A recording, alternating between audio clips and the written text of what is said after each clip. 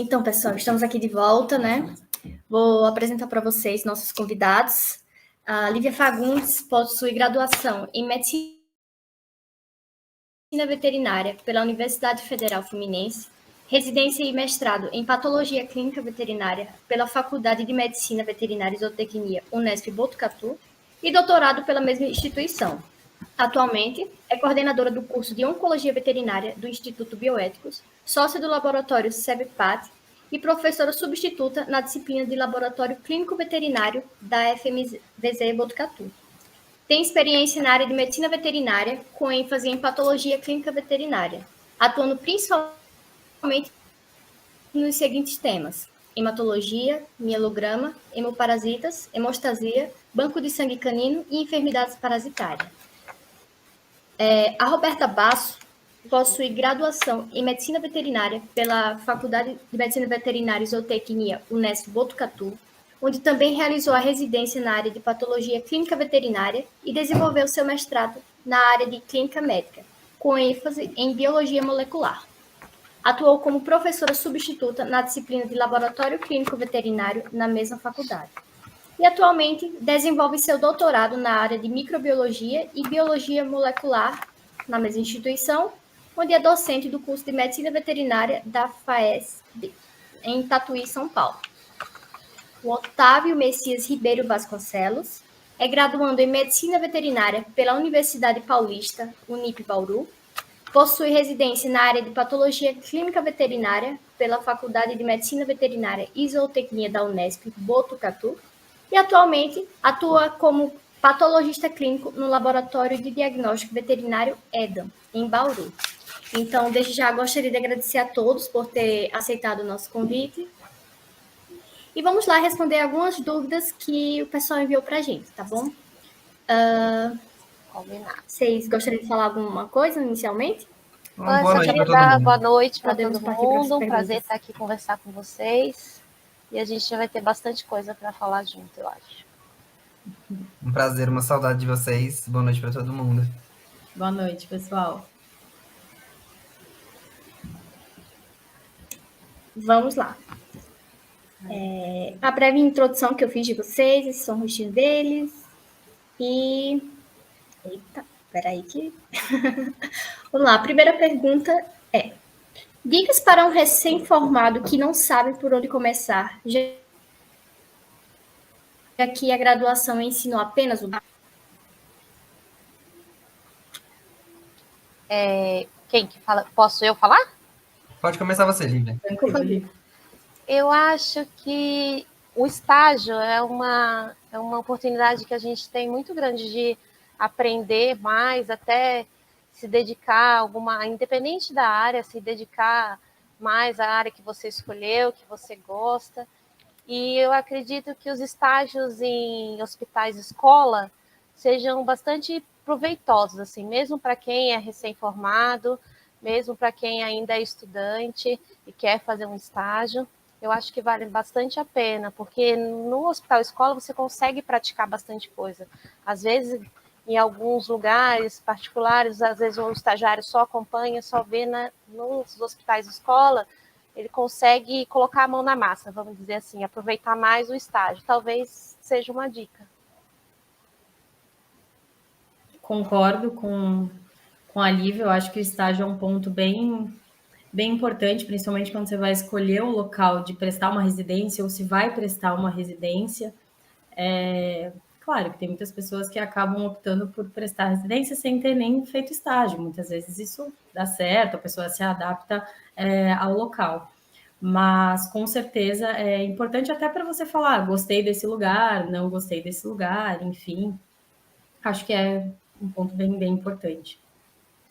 Eu acho válido que vocês duas já pontuaram, e acho que é realmente isso. Foi durante os estágios, até mesmo que eu fiz da graduação, foi que eu consegui discernir o que eu gostava, mas não queria seguir. Por exemplo, fiz estágio com silvestres e selvagens. Eu gostei muito, mas sabia que era legal só de ver, mas não era isso que eu queria. E foi realmente no estágio com a patologia clínica que eu falei, não, é isso daqui que eu quero, é isso daqui que eu quero seguir.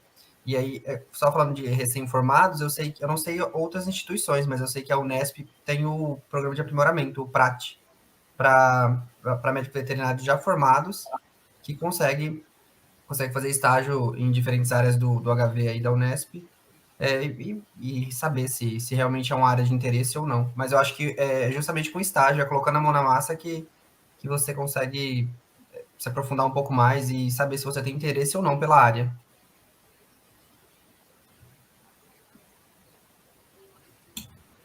Muito obrigada e vamos para a próxima pergunta. Quais livros utilizar como base dos estudos pré-residência?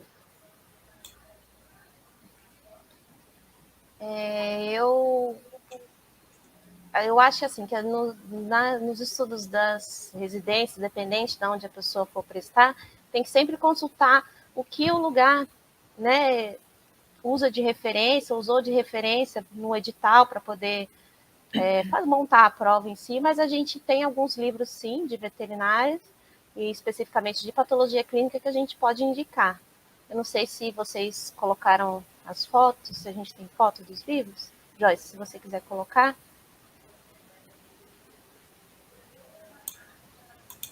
Esse agora eu vou ficar devendo, mas providenciaremos. Mas a gente sugeriu, eu pensei em alguns, eu pensei no Patologia Clínica Veterinária, agora eu vou lembrar o nome de todos eles, do Scott, o livro da Trau, que é de citologia e hematologia clínica. Me corrijam se eu estiver errada, gente. Eu acho que é hematologia e bioquímica hematologia clínica. Clínica. O que mais a gente pode sugerir? Ao meu ver, esses são os livros mais básicos, assim, né, para estudar para residência. Depois, quando a gente já está na residência, a gente acaba tendo que estudar e pesquisar em algumas outras fontes. Aí, o Harvey, que é um livro muito bom de hematologia, para quem vai estudar a partir de mielograma, mas eu acho que esses dois livros são básicos, né? O Scott, ele é um pouco mais complexo a leitura dele, porque ele é todo em tópicos, que é esse da esquerda, né? Fundamentos da patologia clínica veterinária. Às vezes, para quem está começando na área de patologia clínica, ele é ainda um pouquinho complicado e meio maçante, vamos dizer assim, porque, na verdade, ele é mais, ao meu ver, para uma consulta rápida de alguma coisa, né? Já o da Trau, que é o último ali branco, ele tem um texto corrido, com uma introdução, ele é algo mais didático, talvez para quem esteja aí na graduação ou pensando na prova de residência. Sim, uma coisa que eu, pelo menos quando eu fui estudar para a prova de residência, que eu gostava bastante na Troll, é que no finzinho do livro dela, ela traz 74 casos clínicos. Então, ela assim, faz de maneira bem legalzinha. Ela dá todos os sinais clínicos, as alterações dos exames que esse animal tem, e depois ela discorre sobre cada alteração, é causada por o quê. Então, eu acho que essa parte é bem legal, até porque nas provas de residência, é claro que você tem que saber os conceitos, mas pelo menos aqui da Unesp Botucatu, basicamente são casos clínicos, então você tem que saber interpretar os casos, o que acontece, para você poder dizer o que está acontecendo. Então, é uma coisa que eu gostava bastante no Datrol para estudar, para a prova de residência. Esse livro do meio é o Coyle, que ele também tem tanto em português e inglês, é um livro também mais fácil de ler, né, Roberta, do que o de patologia clínica. Eu gosto também, eu acho que para a gente estudar de uma forma rápida também ele é válido. E tem uns outros mais específicos, né? Quando a gente já está na área, ou na residência, ou já trabalhando com patologia clínica, que a gente também pode indicar. Um deles é esse que a Roberta falou. É o Harvey.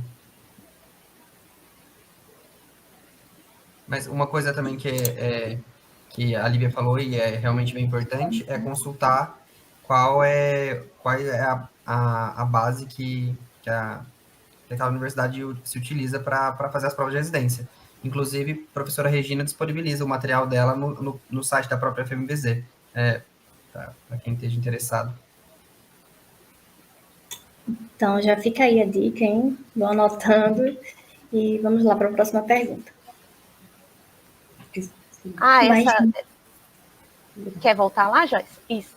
Essa outra imagem tem alguns livros, os dois da ponta também são livros de indicação para estudo da residência, e esse é o livro, a versão mais nova do livro que a Roberta comentou, que é mais específico da área de patologia clínica. Esse a gente só tem em inglês mesmo.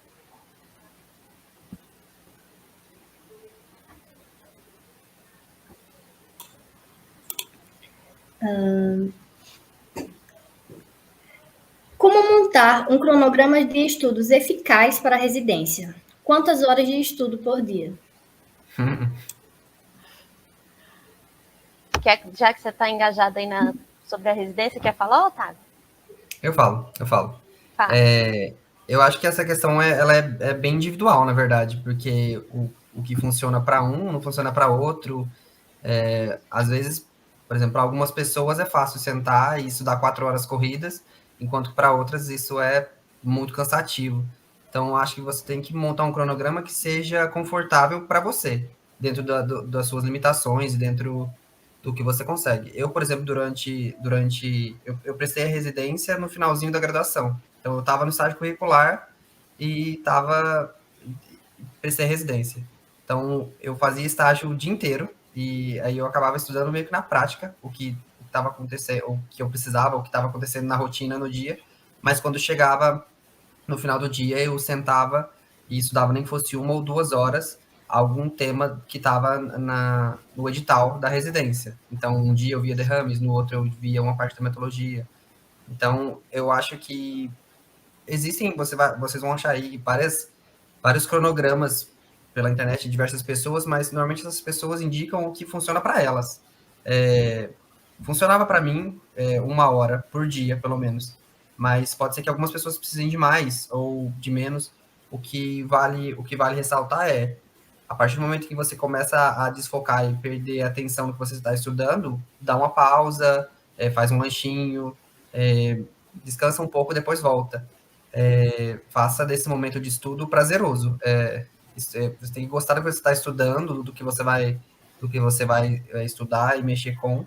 Não pode ser algo cansativo para você, senão você vai criar um bloqueio com tudo que você está vendo. Mas eu acredito que não existe um cronograma universal. Cada um tem que trabalhar dentro do que é confortável. Ai, super concordo também. Acho que também talvez escolher um tema por vez, pegar algum material para se guiar no cronograma ou na cronologia do tema, saber um pouquinho da fisiologia, saber um pouquinho do que aquele tema precisa ser abordado, como que vai ser avaliado, cada critério para cada tema, eu acho que é importante também. Concordo com eles. Na verdade, quando eu prestei residência aqui em Botucatu, que eu me formei aqui, a gente tem o ano inteiro de estágio. Então, alguns estágios meus foram na área de patologia clínica, outros não, mas eu tentava sempre estudar também quando eu chegava do estágio, igual o Otávio. E eu gostava de seguir a cronologia do livro. Então, eu ia estudando, eu ia lendo o livro da Trau e fazendo um resumo, e aí no final de cada tema eu fazia alguns exercícios, eu pegava caso clínico, enfim. Então, normalmente, e aí, claro, antes da prova eu tentei revisar, mas aí eu focava mais em caso clínico, que é o que eu sabia, que é o estilo da prova daqui, né, de Botucatu. E eu acho que é importante também a gente sempre, é o que a Lívia falou, consultar do básico, né? Então, eu lembro até hoje, quando eu fui estudar licor, eu comecei a estudar aquilo e falei assim, misericórdia, eu preciso voltar no básico. Aí eu tive que voltar em fisiologia, aí estudar a fisiologia, aí quando eu tava entendendo a fisiologia do líquido cefalorraquídeo normal, aí eu fui para as alterações. Então, é o que vocês falaram, seguir uma linha. Então, começa do básico, vai na fisiologia normal do que está acontecendo para depois as alterações. Acho que fica mais fácil assim. E sempre exercitar. É uma coisa que, pelo menos durante o estágio aí no LCB a gente fazia bastante. Então, tinha discussão de caso clínico, tinha a rotina que acontecia. Então, exercitar o que você está estudando, porque só estudar por estudar, você só decora. Então, é colocar em prática o que você vê também. Por isso que eu gostava tanto dos casos quanto tempo clínicos antes a gente deve começar? Vocês acham que era a próxima pergunta ali? Quanto tempo antes? Acho que cada um tem um tempo, né? Um tempo que você consiga, pelo menos, revisar todos os temas, né? Avaliar todos os pontos de edital, em que você tem mais dificuldade, começar por ele primeiro, para você se dedicar um pouco mais a esse tema? Não sei se tem um Sim. tempo certo antes. Eu acho que é bem De alguns particular também. meses, é Sim. difícil a gente dizer quanto tempo, né? Sim. Eu, por exemplo, tinha estágios que era mais tranquilo, então eu estudava mais, que era, sei lá, em março, abril, eu sabia que eu ia prestar residência, então eu já estava estudando. Mas aí, por exemplo, alguns meses eu quase não estudava nada, ou eu focava só em caso clínico, que é o que eu gostava. Às vezes eu estava cansada de ler o livro, então eu ficava ou assistindo alguma aula, alguma coisa, vendo as aulas da professora, revendo alguma coisa que não fosse tão cansativo. Mas eu comecei, acho que mais ou menos em março, abril, a estudar para a prova de residência. Mas, assim, isso não é regra, não quer dizer que se você começar a estudar um mês antes, você não vá bem, né? Sim, eu comecei a estudar focado para patologia clínica nos últimos 3 meses antes de prestar residência. Porque até chegar nesse período eu ainda não, não sabia onde seria. Aí, com 3 meses, eu falei assim, não, é isso. E aí, foquei nos estudos. É claro que quanto mais cedo você começa, mais tempo você tem. Se você já sabe o que você quer, não perde tempo. Já vai estudando, vai praticando. E você vai ter mais tempo para se focar na área. Eu acho importante não ir para a prova sem ter visto algum tema, principalmente aqui em Botucatu, porque teoricamente a gente cai de tudo na prova, né? Hemostasia, líquor, até alguma coisa de medula normalmente Cai cai na também. prova daqui, a parte básica, mas enfim. Então eu acho que é importante ver realmente todos os conteúdos, não deixar passar nada, né? Porque às vezes uma, duas questões que você acerta vai fazer total diferença na sua classificação depois no processo. Com certeza. Todas as áreas são super concorridas, né? Hoje o laboratório clínico, a patologia clínica também está dentro dessas áreas super concorridas, né? Uhum. Eu, assim, na época eu comecei a estudar, eu já fazia monitoria na área de laboratório clínico, então eu comecei a fazer, estar próximo dos temas, estudar um pouco antes, né? Porque na minha faculdade a patologia clínica é 1 ano de disciplina, então a gente acaba tendo bastante contato com a disciplina durante a graduação. Mas como eu já fazia monitoria, eu já tinha decidido, logo que eu comecei a fazer os estágios finais, eu decidi que eu já ia começar a estudar, rever alguns temas, ver que eu tinha dificuldade, e depois, a partir do edital, ver se ficou faltando alguma coisa. Uhum. Eu acho que a Joyce caiu. Eu tô com as perguntas. Ah, ela tá voltando. Eu tô com as perguntas aqui. Qualquer coisa eu posso ler. Se cair de novo, Joyce. Tá. Ok. A próxima pergunta, ela é mais ou menos assim. Como me preparar no último ano da graduação para concorrer à residência? Eu acho que é mais ou menos isso que a gente estava conversando, né? E sempre procurar também o que, se você já conseguir definir aonde você quer fazer, onde você tem mais familiaridade, onde você quer concorrer, ou quer participar, quer conhecer aquela faculdade, aquela universidade, se atentar ao que a universidade exige, né? E talvez, não é obrigatório, não acho que seja obrigatório, mas talvez fazer algum estágio lá para você conhecer, ver se você realmente se adapta, se é aquilo que você gosta ou não, se é o estilo de trabalho que você já conhece, ou a indicação de algum amigo. Eu acho que sempre é válido conhecer um pouquinho antes. Eu concordo. Acho que é justamente isso. Eu, por exemplo, no meu estágio curricular, eu ainda não sabia se patologia clínica seria a área de escolha. Então, eu fui para micro e patologia clínica. Eu fiz 2 meses de estágio na micro, 2 meses de estágio na patologia clínica, e foi aí que eu realmente decidi, é isso que eu quero. E eu fiz estágio justamente aí no LCV, então eu consegui conhecer a rotina, conhecer a professora Regina, conhecer o ambiente, conhecer como eram os residentes, como era a rotina. Eu acho que é importante você fazer estágio, é super válido fazer estágio na área, tanto fora do local onde você vai prestar residência, quanto no local onde você pretende prestar residência, para você conhecer como vão ser os seus futuros R2, quem sabe. E justamente, já começar a estudar focado na área, se você já sabe onde você vai fazer, ou onde você quer prestar. Justamente. Tem mais uma perguntinha aqui, que é: como é o programa de residência da Unesp Botucatu? Quantas vagas para o LCV e quantas para enfermidades parasitárias? Quem pode prestar e quanto tempo dura o programa? O programa de residência são 3 vagas para patologia clínica e 1 vaga para enfermidades parasitárias. Tem duração de 2 anos.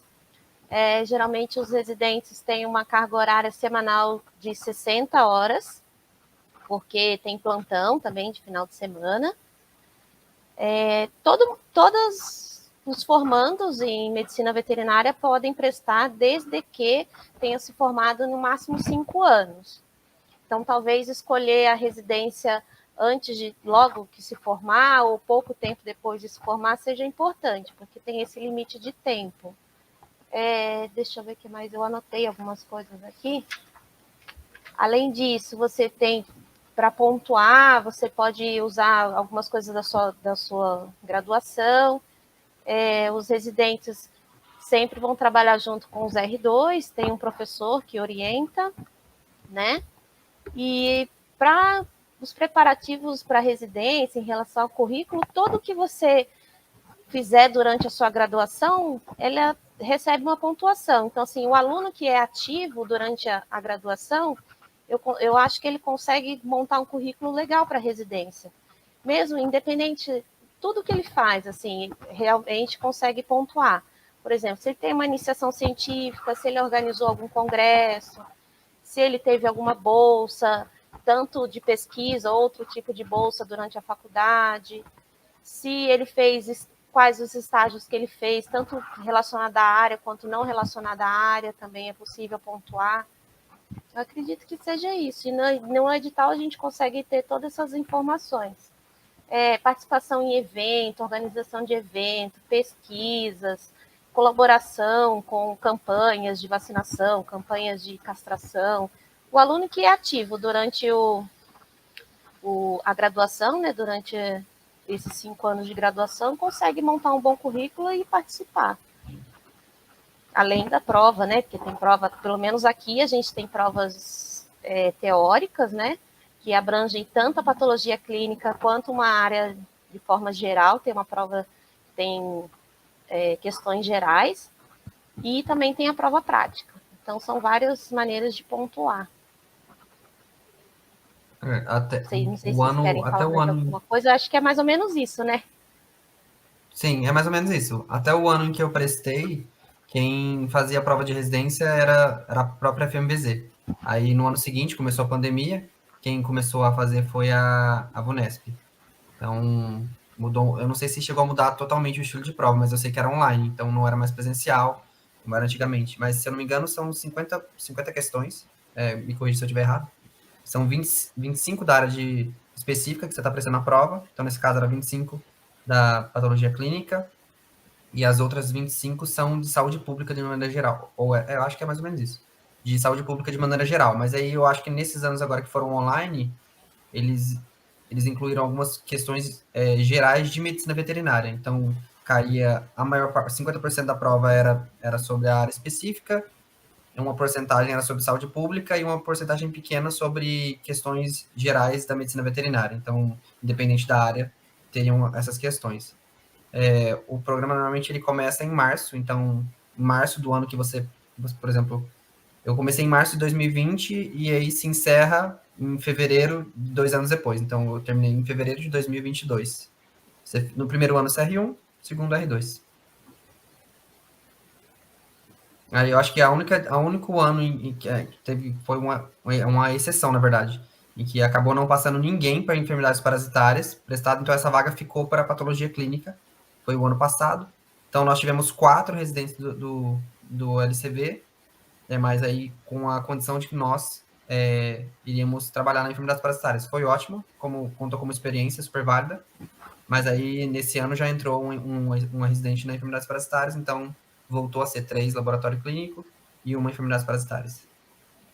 E lembrar que o residente recebe uma bolsa, né, um trabalho remunerado, sim, tem todas as suas obrigações financeiras, mas é uma bolsa relativamente boa, né? E também durante a residência existem estágios, né, que o residente precisa cumprir fora da rotina dele, e a apresentação do trabalho final também, né? Que os Sim, residentes sim. precisam apresentar. Escolhe um tema dentro da área, lógico, né? E apresenta esse trabalho final. Durante o primeiro ano de residência, é um mês de estágio, se eu não me engano, sendo que passa por 4 áreas diferentes dentro da saúde pública. Então, os R1s ficam uma semana no planejamento, uma semana em moléstias infecciosas, uma semana na inspeção e uma semana, se eu não me engano, nas zoonoses, mas eu não tenho certeza. Então, eles passam uma semana em cada uma dessas áreas para conhecer. E durante o R2, pelo menos até o ano em que eu era residente, era um mês de estágio na prefeitura. Então, no canil da prefeitura, mas no finalzinho, eu acho que no meu segundo ano de residência, eu não sei se foi aprovado um novo documento onde os residentes poderiam fazer um mês de estágio em outras universidades, desde que a bolsa, o programa de residência também fosse MEC, do MEC e Ministério da Saúde. Mas eu não sei se já chegou a entrar em vigor, se os R2 desse ano vão poder fazer assim, ou só o ano que vem. Mas eu sei que no finalzinho da minha residência, quando eu já estava praticamente para sair, tinha sido esse novo documento tinha passado por reunião. Eu acho que tinha sido até, inclusive, aprovado. Eu não sei quando vai começar a vigorar e quando os R2 vão poder fazer os estágios em outras universidades, MEC. Mas até então, é um mês de estágio R2 na prefeitura de Botucatu. Isso. Para o próximo programa, a gente ainda não tem assim definido como que vai ser feito. Mas muito provavelmente vai ser igual você disse mesmo.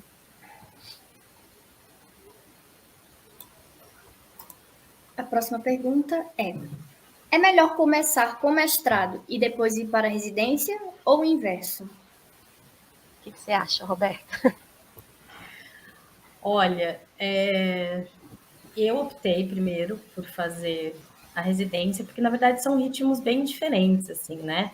O mestrado, a gente tem uma pesquisa específica para desenvolver, a gente tem aulas para assistir, eu, pelo menos no meu mestrado, não ficava na rotina da clínica de grandes, que foi onde eu desenvolvi. Então, eu preferi continuar no embalo da graduação, de estudo, prestar a residência, e depois fazer a opção aí pelo mestrado e doutorado. Porque às vezes o mestrado e o doutorado, as pessoas podem fazer mestrado e doutorado e parar um pouco nos estudos, talvez seja difícil para retomar para uma prova de residência, ainda mais que tem essas outras questões, né? Não cai só a questão de patologia clínica, tem que estudar um pouco saúde pública, enfim, às vezes sai um pouco fora da sua rotina e fica um pouco mais complicado. Mas eu conheço, teve uma residente, né, colega do Otávio, que ela fez mestrado antes e depois ela resolveu fazer a residência de patologia clínica. Como uma colega minha de residência também, ela tinha um curso de especialização de patologia clínica e ela achou necessário fazer a residência para ela ter mais a prática. Então, eu acho que... E também depende do qual é seu objetivo, né? Se realmente é ir trabalhar, sair da residência e ir para um laboratório, enfim, ser patologista clínico, ou talvez dar aulas na pós-graduação, na graduação, que o mestrado e o doutorado vão ser exigidos, né? Com certeza.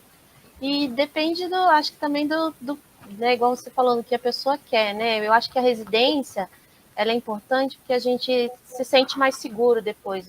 Em 2 anos a gente consegue vivenciar um monte de coisa, consegue aprender um monte de coisa e se tornar mais seguro, assim, de conseguir realmente liberar um exame, no nosso caso, né? Liberar um exame, sentir se tem alguma dificuldade com alguma coisa, você se aprimorar naquilo. Eu acho que a residência tem essa função.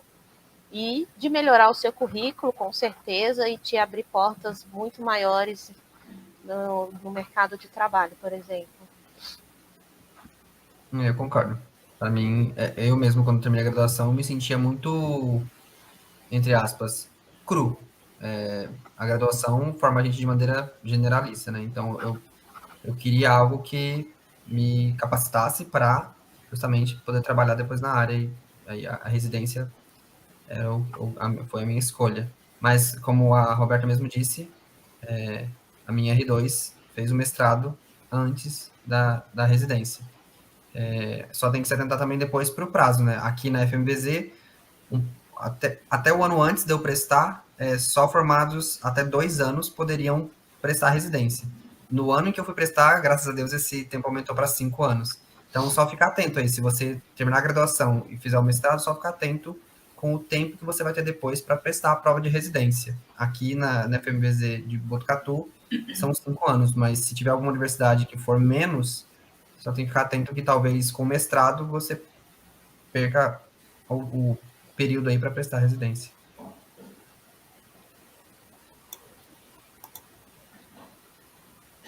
Fazer residência quando se formar ou ir direto para o mercado de trabalho? Eu acho que é o que eu muito acabei de pessoal, falar. né? Assim, eu, pelo menos, quando terminei a graduação, eu me sentia bem cru. Eu, pelo menos, na área de patologia clínica, jamais que eu ia sair da graduação atuando. Eu precisava muito da residência. Então, para mim, residência. Pelo menos na área de patologia clínica, algum curso de especialização ou residência. Então, sem a residência, eu não iria direto para o mercado de trabalho, não. Hoje em dia, eu me sinto preparado. Antes, não.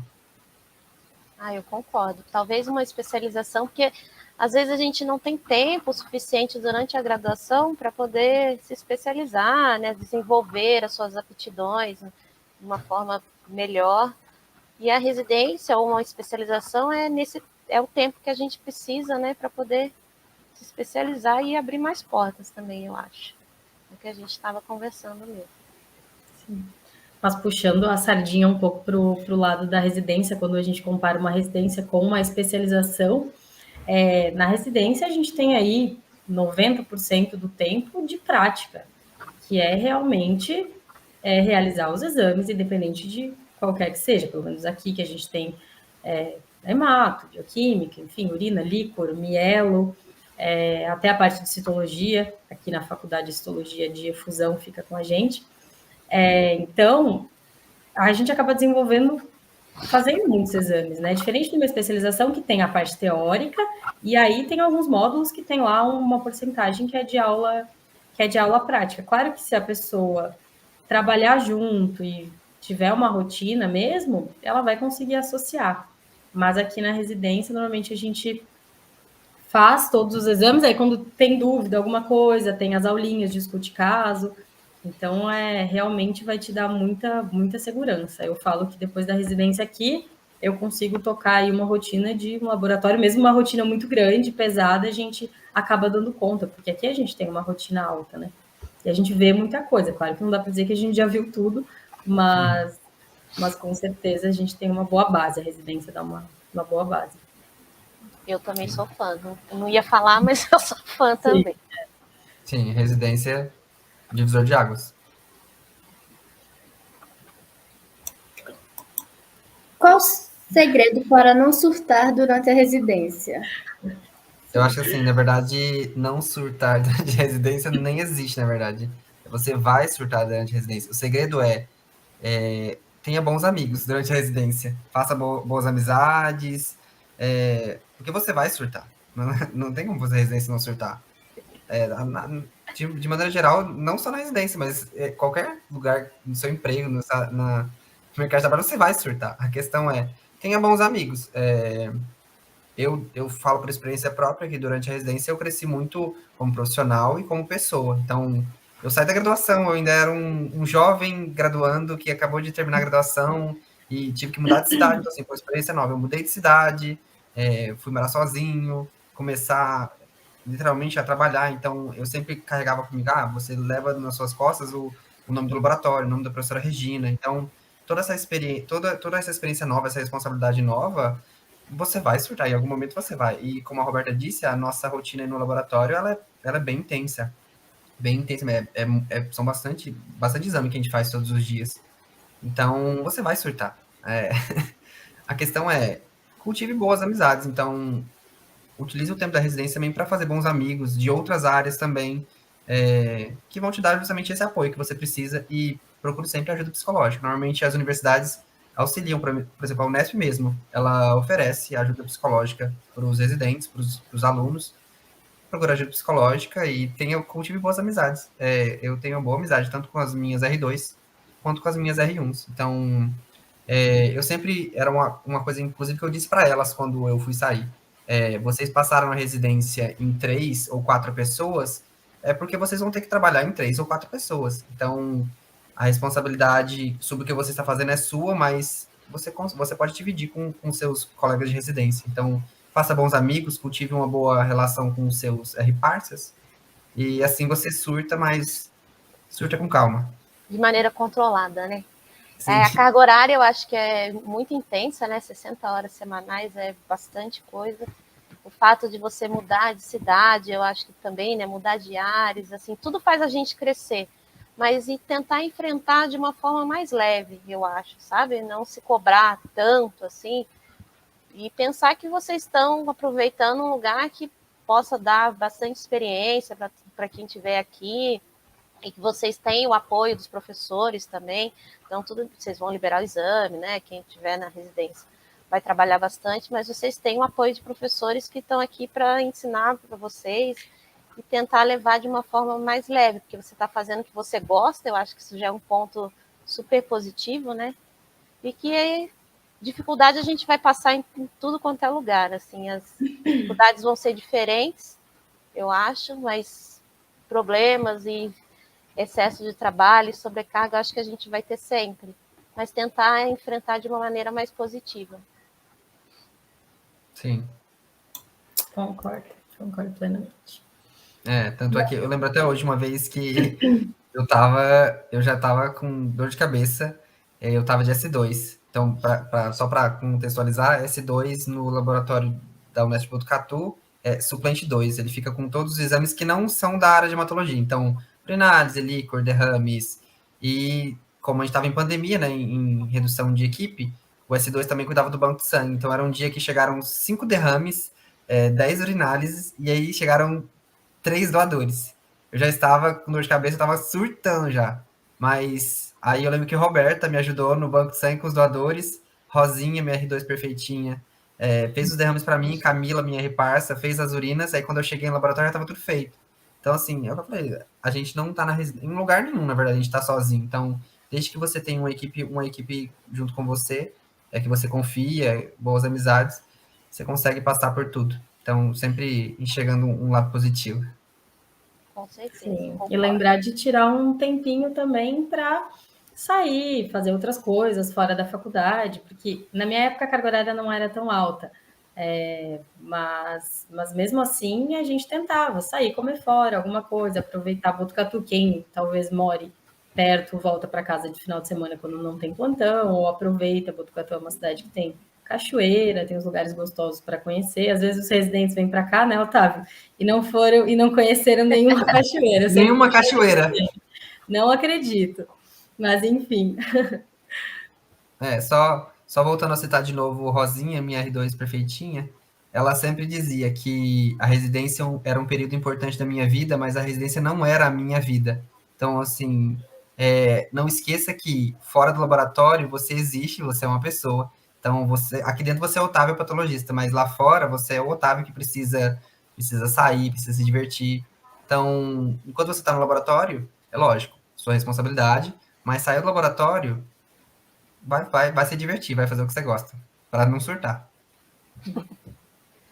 E acho que é isso, a gente já até respondeu qual é o maior desafio, né?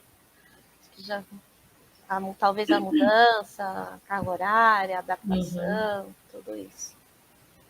Sim, e justamente lidar com essa... A equipe vai te ajudar muito, mas lembrar também que são pessoas diferentes, então a gente tem que ter paciência e lidar com profissionalismo também com as pessoas que estão junto com a gente na equipe. Então, às vezes acontece um arranca-rabo ou outro, mas sempre que prevaleça ali o profissionalismo e pensar, a rotina tem que ser levada, então respira, conta até 10 e o barco tem que andar. A gente leva um nome a zelar nas nossas costas do laboratório. Então respira, mas tem tudo isso. Tem, pelo menos para mim, teve a questão de morar sozinho, de estar longe da minha família, em outra cidade. Mas, como o Roberto mesmo disse, Botucatu é uma cidade que eu sempre gostei muito. Sempre me trouxe, como o nome já mesmo diz, bons ares. Uma cidade muito tranquila, muito gostosa. Um dia eu vou aí conhecer uma cachoeira.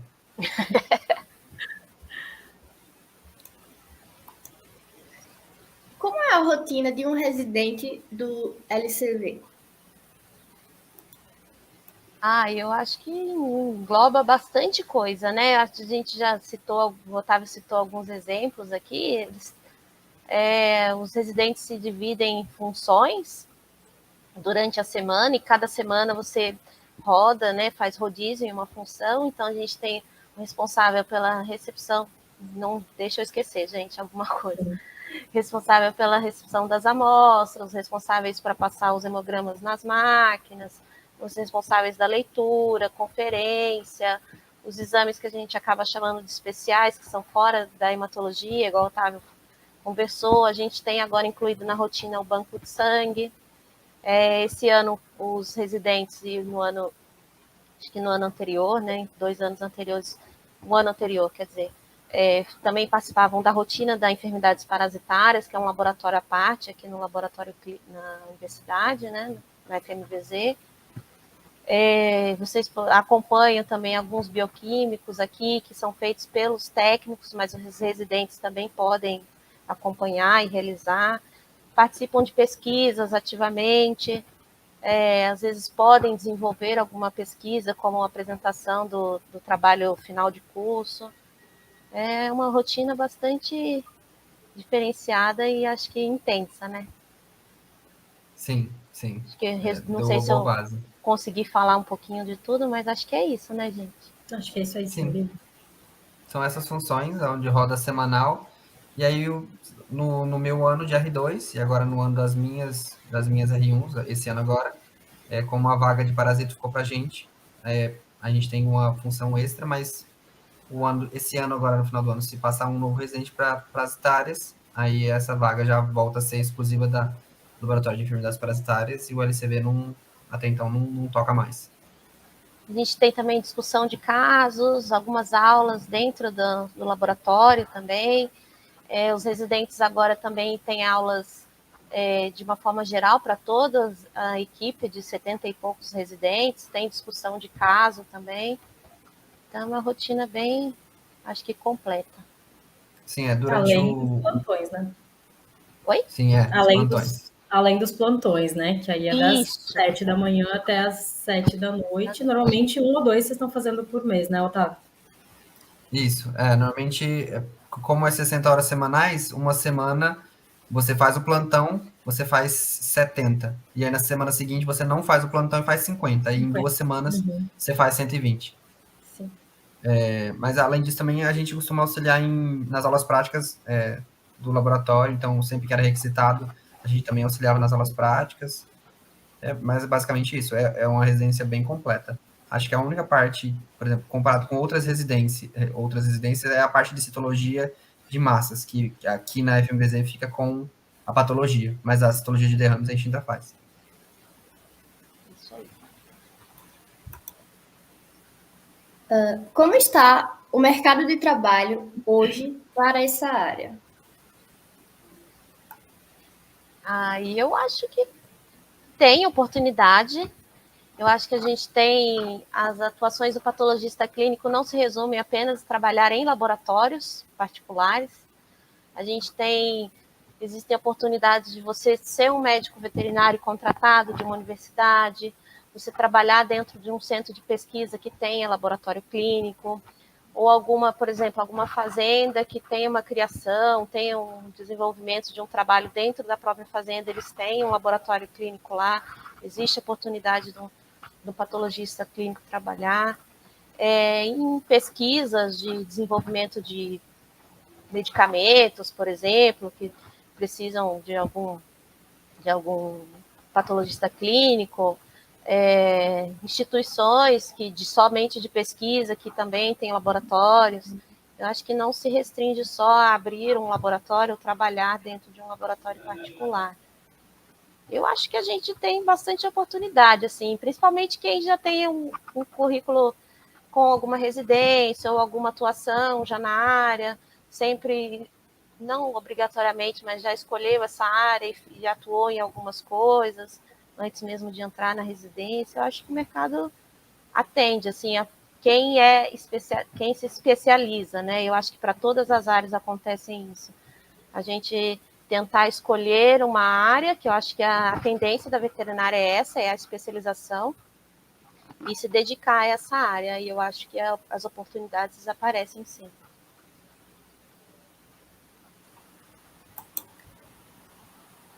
Qual a maior dificuldade da patologia clínica após a residência? Olha, eu digo assim, durante a residência aí na Unesp, a gente tem um sistema bem integrado, assim, com os outros setores.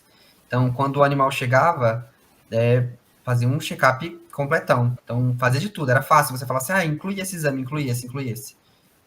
Eu digo isso pelo menos com a experiência que eu tenho no laboratório particular agora.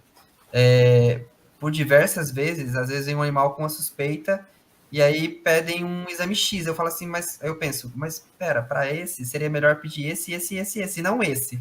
Só que a hora que você vai conversar com o clínico, às vezes o clínico não topa, ou às vezes o clínico não quer nem escutar, não gosta nem que você interfere na conduta clínica dele, ou por vezes o clínico até vai te escutar, mas o tutor não tá a fim de pagar, ou não quer. Pode naquele momento. Não pode naquele momento. Então, pelo menos uma das dificuldades é, às vezes, lidar com os clínicos para ter essa conversa.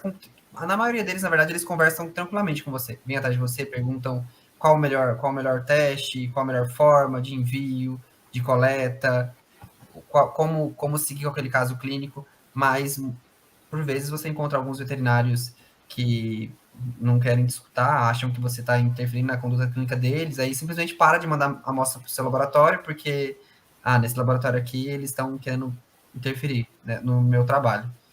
E justamente, às vezes eu falava, mas para esse exame, Justamente ao contrário, né? Exato. esse exame aqui não deveria ser pedido isso, deveria ser pedido esse outro aqui, mas não foi. Talvez eu não sei se vocês concordam, mas talvez assim o acesso a diversos exames, igual a gente tem dentro de uma universidade, desde um simples hemograma até uma tomografia, por exemplo, é muito mais fácil. Então, às vezes, a gente precisa trabalhar um pouquinho com menos e se adaptar e tentar interpretar da melhor forma possível. Sim. Eu acho que a conversa, né, que a gente tem aqui dentro por ser um hospital-escola, de discutir os casos, que é pelo menos onde eu mais aprendi, era discutindo o caso com os colegas da clínica, da cirurgia, da moléstias infecciosas, assim por diante. E fora, depois que sai da residência, isso é raro. Raro de acontecer. Às vezes, quando acontece, o clínico está te questionando de um resultado como se não fizesse sentido, não batesse. Às vezes, sabe, tem essa interpretação do lado deles. Mas claro que a gente está lá para ajudar, enfim. E outra coisa que eu senti muito quando eu terminei a residência e eu fui trabalhar no laboratório particular são as amostras que a gente recebe, né? Porque aqui dentro, teoricamente, a gente recebe amostras bem coletadas e armazenamento ok, enfim. E às vezes, quando a gente está fora, a gente acaba tendo que lidar com algumas coisas que são um pouco complicadas, enfim. Então, acho que isso é uma questão, mas nem aqui dentro é perfeito, lá fora, então não dá para a gente exigir muito. Claro, a gente tem que se adaptando e óbvio que nas observações de um exame desse colocar tudo para proteger e deixar bem claro que os resultados podem sofrer interferência e assim por diante, né? É só um exemplo assim, bem bobinho. Às vezes a gente recebe umas amostras tubo seco para dosagem bioquímica, onde eles só sujaram o tubo com sangue e pedem 5, 7 dosagens bioquímicas. Aí eu brinco que eu tenho vontade de chorar no tubo para ver se dilui e aumenta um pouco a quantidade da Aumenta o amostra para ver se eu volume. consigo fazer alguma coisa. Porque eu falo, meu Deus, eu faço o exame, não milagre. Olha, mas é um trabalho de formiguinha, viu, gente? Eu posso dizer que aos pouquinhos a gente vai melhorando. Com o tempo vocês vão ver que melhora. É um trabalho de formiguinha, aos pouquinhos a gente vai ajustando e vai conseguindo, eu acho. Tem uns que não vão ter jeito mesmo, mas o trabalho da insistência, na conversa, na explicação, eu acho que A gente vai conseguindo, acreditem. Sim, explicando, né? O que acaba perdendo muita coisa. Às vezes o animal ali acaba perdendo por causa de um erro de coleta, enfim. É o jogo Sim. de cintura mesmo. Quais são as principais oportunidades de emprego? Ai, acho que é mais ou menos isso que eu É, falei, acho né? Das áreas de. Sim, acho que sim, Lívia, você falou de várias áreas, né? Claro que todo mundo vai pensar primeiro num No laboratório laboratório. particular, enfim, mas mesmo pensando em laboratório particular, pelo menos aqui em São Paulo, que é onde eu estou já há 12 anos, apesar de não ser daqui, a gente vê bastante oportunidade de emprego, sempre tem uma vaga, enfim, ou indicação, alguém que acaba, às vezes, saindo aqui da residência, a professora Regina acaba recebendo pedidos, né, de indicação, muitas vezes ela indica os residentes quando tá para sair aqui da residência. Sim, Acho que é eu isso. digo pelo menos por experiência própria, que até fevereiro desse ano eu ainda estava na residência. E eu, graças a Deus, saí da residência já empregado. Então, aconteceu justamente isso. A professora Regina me indicou para algumas vagas, outras apareceram e fiz entrevista e tudo, mas pelo menos para mim não faltaram oportunidades. E hoje eu estou em uma que me coube muito bem. Mas Que bom. eu acho que tem sim. Principalmente para quem faz residência, tem sim.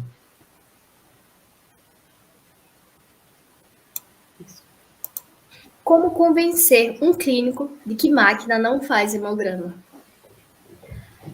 Eu acho assim que a gente tem que valorizar cada vez mais a nossa área, a nossa profissão, né? Como veterinários como um todo, assim. E eu acho que a gente tem que defender a patologia clínica no sentido de mostrar para o cliente, para o veterinário que vai solicitar o exame, que a gente pode oferecer muito mais do que um número. Eu acho que é isso. Assim, a gente conseguir, por exemplo, dizer que o patologista clínico que é formado, tem especialização na área, ele consegue reconhecer um número que não tem relação com aquele caso, o que aquele número realmente não representa aquilo que realmente poderia ser. Então, ele faz uma lâmina, ele confere, ele pode diluir manualmente, porque ele sabe corrigir aquele hemograma, ele sabe ver quando o animal tem hemácias nucleadas, hemácias jovens, por exemplo, e aquilo é contado como uma outra célula, é contado como um leucócito. Ele consegue perceber quanto um monte de plaquetas estão agregadas e podem interferir na contagem tanto de hemácias, de leucócitos. Ele sabe dizer se uma hemólise vai interferir naquela contagem, se aquela alteração ela é um artefato, se realmente é importante. Então, tentar defender a nossa área, dizendo tudo que a gente pode acrescentar além de um número. Eu acho que é isso, assim, mostrar que a nossa avaliação ela é diferencial por conta disso, que a gente pode acrescentar muito mais informação e auxiliar muito mais num diagnóstico, né? E não só ter dizendo se aquilo está aumentado ou diminuído, se realmente aquilo é certo, né? A gente trabalha com aparelhos que são calibrados, que são verificados sempre. Então, eu acho que é mostrar que é um trabalho de parceria, não que eu não quero que ele tenha aparelho na clínica dele, não é isso. É mostrar a nossa valorização, assim, do que por exemplo, um hemograma, ele é muito mais do que uma simples diminuição de hematócrito ou não, se é uma leucocitose ou não, para ele ver que ele pode explorar muito mais um resultado do que só um valor numérico. Sim. Não sei se vocês... Eu acho que é justamente a esse partir do ponto da momento. educação Pode falar. continuada. Acho que é justamente Exato, esse ponto educação da continuada. educação continuada, sabe? De você. Porque a gente que é da área de patologia clínica, a gente sabe justamente de todos esses pontos. Mas eu entendo que, por vezes, até mesmo para médicos veterinários de outras áreas, tudo isso que a gente fala é, às vezes, até novo. Então, por exemplo, se alguém fala para mim assim, fratura Salter Harris tipo 1, tipo 2, eu falo, o que é isso? Misericórdia. É. Mas quando alguém me fala sobre VCM, CHCM, eu entendo. Então, eu acho que esse ponto, o ponto é a educação continuada, sabe? É você, aos poucos e de maneira, não diria lúdica, mas de maneira que a sua mensagem seja transmitida e entendida. Você mostra que com um patologista clínico, você tem a ganhar, você tem a somar.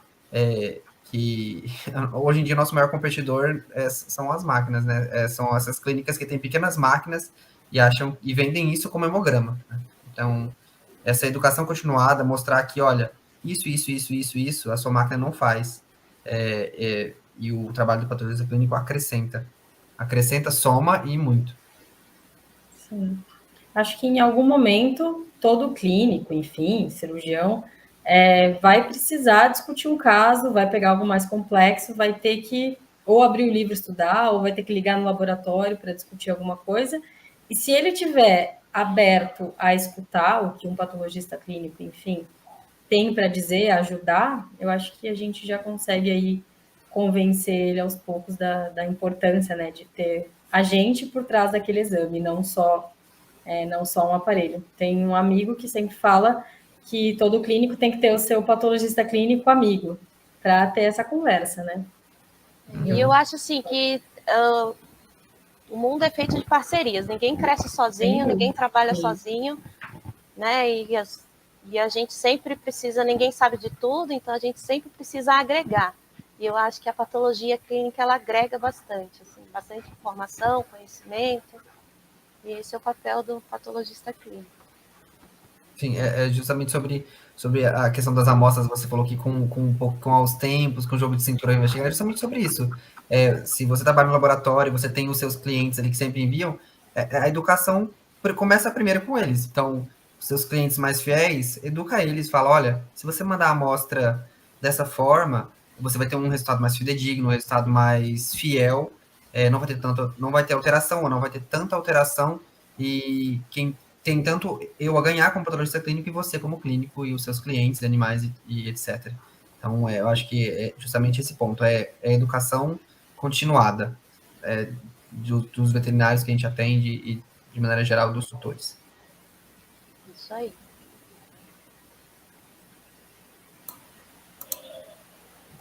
Perspectiva para o futuro. Será que as máquinas vão nos substituir? Eu acho que não. Sempre precisa ter alguém para conduzir a máquina também, né? Sim. Não adianta eu ter um aparelho super potente da NASA se eu não souber mexer. Então, se eu não souber conduzir, se eu não souber operar. E tudo isso que a gente já falou, somado a isso, né? Não adianta eu ter alguma coisa que é espetacular se eu não sei nem como utilizar, não sei ver quando ele dá errado, quando dá certo. Eu acho que substituir não, vão somar, mas não substituir. Sim, e, por exemplo, a parte humana é muito fácil essas máquinas, porque você está calibrando para uma espécie só. Só a espécie humana está passando ali naquela máquina. Agora, quando você fala da medicina veterinária, você está falando de mamíferos muitos, com particularidades. Então, tem raças onde as hemácias são menores, raças onde elas são maiores. E fora isso, quando você parte, por exemplo, para outro filo, você tem as aves, os répteis, que têm hemácia nucleada. Então, eu acho muito difícil. A E é o que a Lívia variação falou. é muita, né? É muito grande, é uma variação muito grande. E é o que a Lívia falou. Eu digo pela experiência aqui que eu tenho no laboratório. A gente sabe de algumas clínicas que tem máquina. Então, de vez em quando, esses veterinários somem, porque a máquina está funcionando. Mas aí dá algum tempo, esses veterinários voltam a mandar amostra para a gente. Por quê? Porque a máquina já quebrou. Então, a máquina ela faz muito bem, ela faz a parte dela. Mas se você souber qual amostra você deve passar nela, como você passar a amostra, se você tiver com a amostra bem calibrada, com todos os reagentes funcionando, todos com a manutenção correta. Então, você precisa justamente esse humano por trás da máquina, que sabe mexer com a máquina, que sabe entender como a máquina funciona, que não é só você coloca a amostra ali na agulha, aspira e ela te dá um resultado mágico, não é assim que funciona. Então, e desenvolver a habilidade de reconhecer o erro, né? Que o patologista clínico entra nesse momento também. Sim. Sem dúvida. Isso aí. Qual é o exame mais desafiador da patologia clínica? Para mim, mielograma. Acho que todo mundo concorda. Eu fico com a hemostasia. As Olha, interpretações desafiadoras da hemostasia. Eu acho que as interpretações de hemostasia, sem dúvida. Talvez ali a parte técnica, o mielograma, assim, para fazer uma leitura, todo o diferencial, mas a interpretação também é super complexa, não é fazer uma correlação ali, tá aumentado, tá diminuído, tem que ter a correlação com o hemograma, enfim, o mielograma é, para mim, o mais desafiador. Eu voto no mielograma também. Para mim, durante a residência, era o que mais me fazia estudar. Toda vez que caiu um mielograma na minha mão, eu tinha que estudar. Então eu vou ser diferente, vou ficar com a hemostasia, os tromboelastogramas da vida e essas interpretações todas. Eu acho que para mim é mais difícil.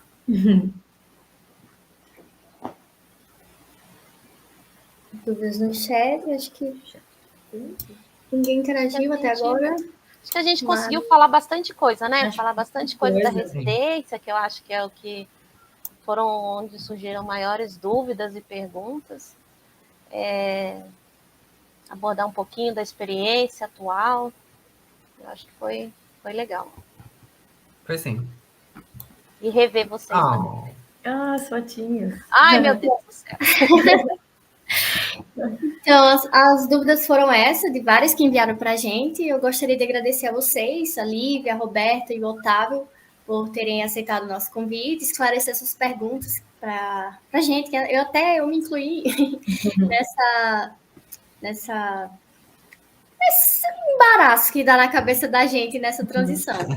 Agradecer a todos os palestrantes também que contribuíram com a gente e a todos vocês que assistiram esse nosso primeiro ciclo de palestras. Só lembrando que as palestras ficarão gravadas, caso vocês tenham perdido algum dia. E esse espaço fica aberto para vocês, palestrantes, caso vocês queiram acrescentar algo. Muito obrigada. E só elogio. Gostaria de agradecer o convite, dizer que eu morro de saudade do LCV, da Fibrina, a gatinha, para quem não conhece, tem Instagram, segue lá. Professora Regina, todo mundo que eu conheci aí. Botucatu era uma cidade que eu sempre disse durante a residência que eu sentia que eu estava ligado de alguma forma a Botucatu. E Botucatu foi um lugar onde eu cresci profissional e pessoalmente. Morro de saudade das pessoas que eu conheci aí, das amizades que eu fiz, do LCV, do HV, e dizer para todos que, se vocês puderem, façam sim residência. Eu acho que é um período da vida da gente que a gente entra um casulinho ali e sai de lá totalmente diferente. A residência te molda de maneiras muito diferentes, sabe? Você sai de lá mudado, você sai de lá bem diferente. Concordo plenamente com o Otávio. Só saudades do LCV. E muito obrigada pelo convite, contar aí um pouquinho para o pessoal e a gente discutir alguns temas importantes. Espero que tenham gostado. Também gostaria de agradecer. Estou super feliz de estar um pouco mais próximo de novo do laboratório. Eu tive momentos de idas e vindas para cá, mas sempre ligada a Botucatu. Agradecer aos residentes, tiveram essa ideia maravilhosa de fazerem as palestras, todos apresentaram super bem, estou super orgulhosa de todo mundo. Obrigada, Joyce, por ter conduzido todas essas terças e quintas-feiras com a gente. Roberta, querida, Otávio também. E parabéns a todos e obrigada por terem assistido, pessoal. Então é isso, pessoal. Boa noite a todos. Obrigada mais uma vez. E até, quem sabe, os próximos ciclos de palestra. Obrigada, pessoal. Boa noite.